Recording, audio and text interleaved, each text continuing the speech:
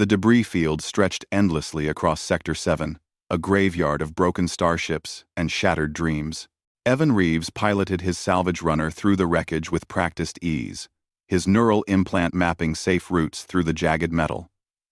20 years in the Terran Defense Corps had taught him to navigate worse. His scanners pinged. Life signs. 4 of them. Small. Evan frowned.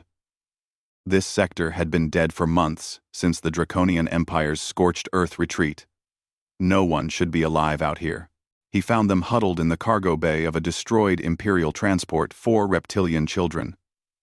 Their scales dulled from malnutrition. Their wings folded tight against their bodies. Dragonkin, the enemy's offspring. The oldest couldn't have been more than 8 cycles old. Her amber eyes tracked him with feral intelligence as he approached. Plasma cutter in hand. Easy, Evan said, lowering his weapon. I'm not here to hurt you, the girl hissed, pulling her smaller sisters behind her. The youngest whimpered, her silver scales barely shimmering. Evan had killed Draconians during the war, hundreds of them. They'd glassed 3 human colonies without mercy, their matriarchs leading fleets that burned worlds. But these were just children, lost, afraid, starving. He unsealed his emergency rations and slid the pack across the floor. The oldest girl stared at the food, then at him. Slowly, she reached for it. 2 weeks later, Evan's modest station on Kepler 442b had become something he'd never expected. A home. The dragon girls Zara, Mika, Liss, and little Nira had adapted to life with him. They learned to trust him, to laugh with him. Evan taught them basic standard, and they taught him draconic songs that made his station's walls hum with harmonic resonance. Evan, Zara called from the hydroponics bay. Nira says the tomatoes are singing to her. He smiled, something he hadn't done genuinely since before the war. Tomatoes don't sing. Firefly. Do too. Nira's voice piped up, indignant. Humans, Evan had learned during his service, had one advantage over most species in the galaxy: adaptability. Not just physical, but emotional. Where Draconians followed rigid hierarchies and Xinthians adhered to hive mind protocols, humans could change, could choose compassion over vengeance, could see children instead of enemies. That evening, as the girls huddled around him for their nightly story, his proximity alarm screamed. A ship had entered orbit. Imperial signature. Massive.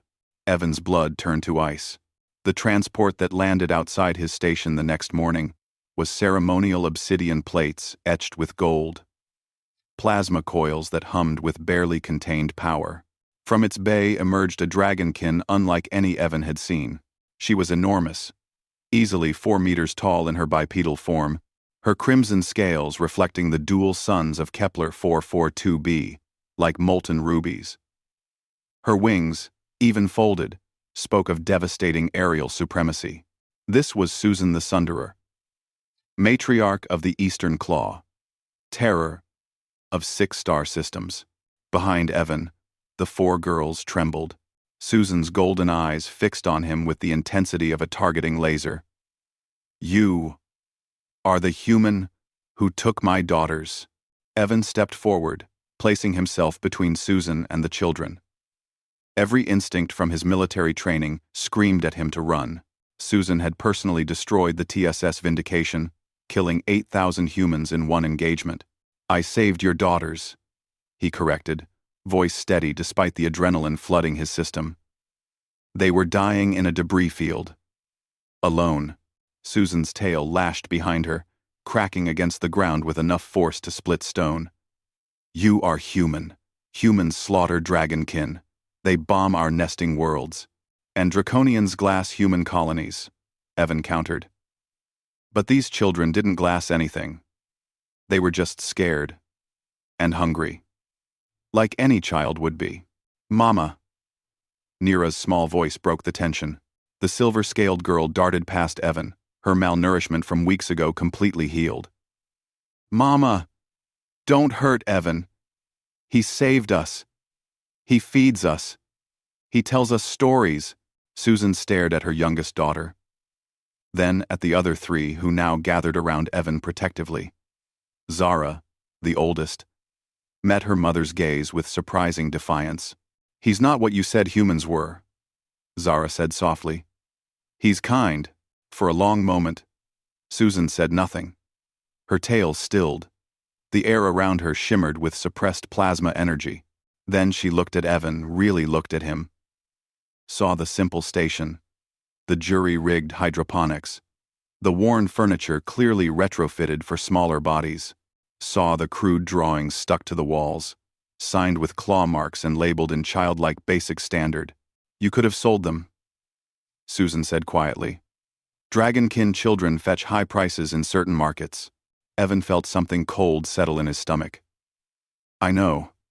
I considered it for about 5 seconds. Then I remembered. I'm not a monster." Susan's eyes narrowed. "You are human. During the war, your kind. During the war." "Both our kinds did terrible things," Evan interrupted. "I lost friends to draconian fire. You lost soldiers to human railguns. But continuing that cycle? Making these girls pay for what their empire did?" He shook his head. "That's not strength. That's just empty." Humans, the galaxy often said, were weak, physically inferior to most species. But they had something that confused the other races: the ability to choose mercy when vengeance made more sense, to extend hands across bloody divides. Susan studied him for what felt like an eternity. Then, slowly, she knelt, a gesture of profound significance among draconians. "You protected what was mine when you had every reason to destroy it," she said, her voice carrying the weight of imperial authority. "The Draconian Empire teaches that humans are beasts. Clever, yes. Dangerous, yes.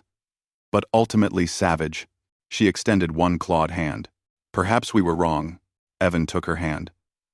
It was like gripping superheated metal, but he didn't flinch. "I'll take my daughters now," Susan continued.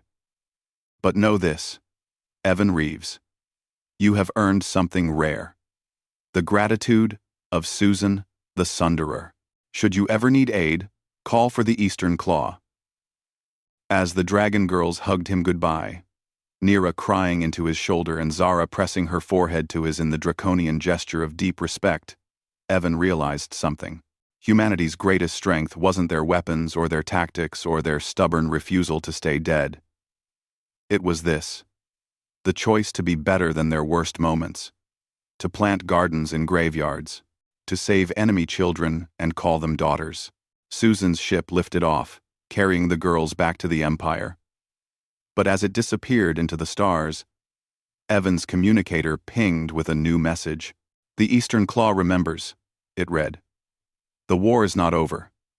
But perhaps, because of humans like you, it might end differently than we all feared." Evan smiled, looking up at the stars, and hoped,